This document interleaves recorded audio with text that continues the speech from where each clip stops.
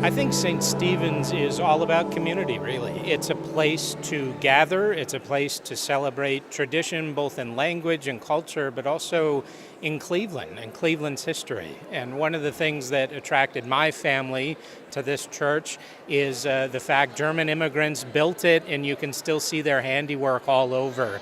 So you're touching history, you're touching the old country, just in how we celebrate, but also how this place is built. And what strikes me most is the dedication and the love people had for this parish. When I read in the history how people mortgaged their houses when they were constructing this beautiful parish, it's a wonderful experience. It's wonderful that the love people had for this church. The first great wave of immigrants to Cleveland come because of the building of the Ohio Canal. And these are going to be the Northwestern Europeans, they're going to be the Irish and the Germans. They come here because of political oppression in their own country, starvation with some of the Irish, for example. And when the Germans come, they bring their skills with them. So if they're building the Ohio Canal, the Germans are going to be the engineers along the way. And when the Germans and the Irish came, they brought a new type of religion to the area. The status quo of Cleveland is based on New Englanders that came here, basically from Connecticut. And so the first churches are going to be of the Protestant denominations, Old Stone churches, First Presbyterian, for example. And it wasn't until the building of the canal brought this first wave of immigrants, the Germans and the Irish, that brought in the Roman Catholics, the Lutherans. The Germans were such a large group, they were also the first Jews come to Cleveland, they're German Jews.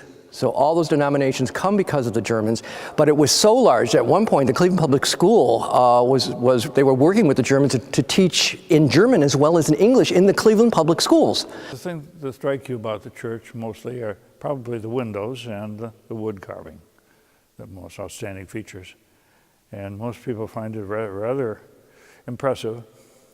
And some even will say that this is one of the two most beautiful churches in all of Cleveland. It's sort of an icon of the German church that started back in the late 1800s. And even though the things have changed here in the neighborhood, it still seems to draw the German people back. A wonderful memory of that sacredness, of that architecture, and keeping that memory alive. Foremost, a tradition that many of the immigrants, especially the German immigrants from Germany as well as Yugoslavia and parts of Hungary as well as Romania, who came here after the Second World War, they find a direct connection in the German music, in the tradition that especially that they brought and remember from back home. Well, it's an anchor. It's something that's been around a long time. It's part of the tradition of the Germans in the Cleveland area. It's like many churches. It's also a venue for the choirs to sing, which they love doing, and we love having them. It is I hate this word, but in a way a museum because of the artwork inside. It's all done by hand, which is very typical German, typical South German, Bavarian, and Tyrolean. And all that statuary in there is all hand-carved wood. There's no plaster.